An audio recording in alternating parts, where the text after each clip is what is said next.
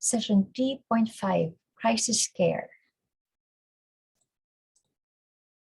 The objective of this session is for participants to be able to articulate and demonstrate the importance of providing crisis care when interacting with survivors of trauma.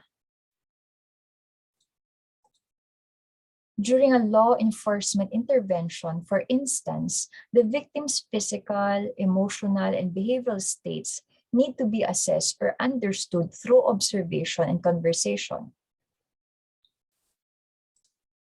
Understanding crisis care, its goals, and appropriate application will help professionals ensure physical and psychological safety of victims. Crisis care ensures victims are served well and that the team of professionals handling it will have a successful intervention. Crisis. So what is crisis? Crisis is an event or series of events that leads to a person in a place of vulnerability and disorganization due to heightened levels of stress. This means that the stress is so great that something must be done to limit or prevent physical or psychological harm.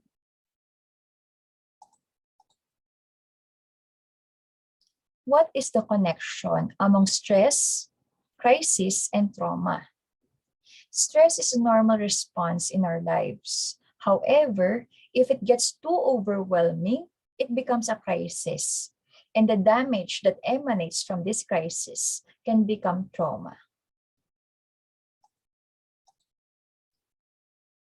That is why crisis care is very important. What is crisis care? Crisis care is a temporary support designed to stabilize, protect, and assist crisis victims during the first response stage. It is an action undertaken by professionals with victims for the purpose of stopping active harm or establishing safety, treating known needs, whether it's psychological or physical needs, and lastly, providing resources to heal chronic damage and to prevent future damage from reoccurring.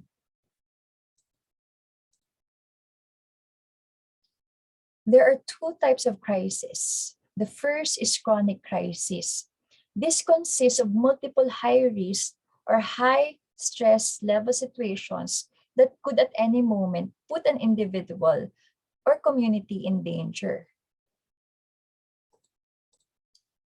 Usually, these are situations that have exceeded a certain threshold of duration or intensity, such that neither sustainable development nor management remain viable options.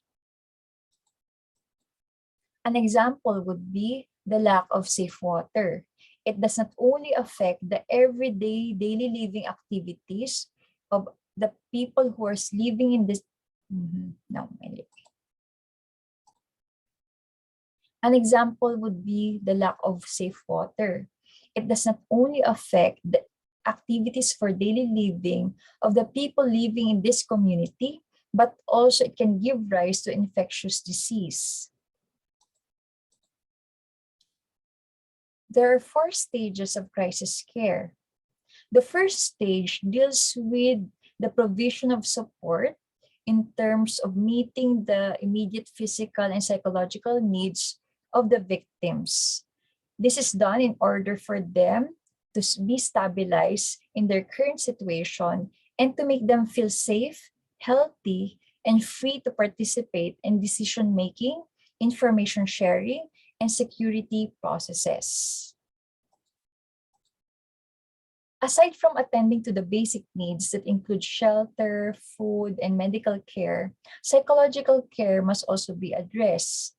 Hence, a social worker, for instance, may be required to join at the time of intervention or even during victim identification in order for them to coordinate and provide care throughout the whole interview process with the police.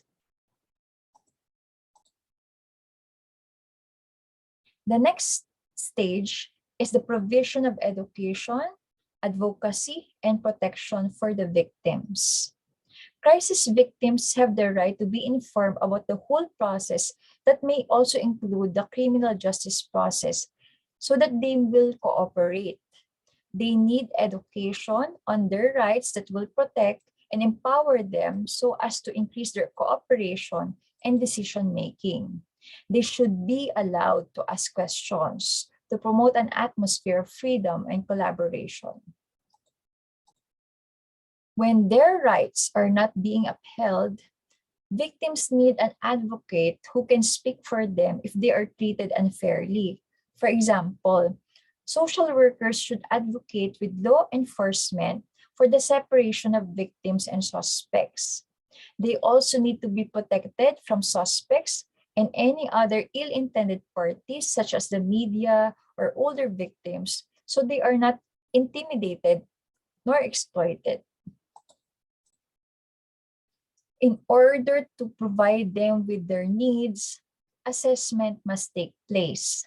The victim identification interview form and basic needs assessment will help you gain vital information for victim identification. This will also serve as guide for making appropriate aftercare decisions. After all the stages, victims need guidance to understand the next steps for aftercare opportunities. This may include psychological intervention or counseling provided in the shelters or community, vocational opportunities, and also legal counseling.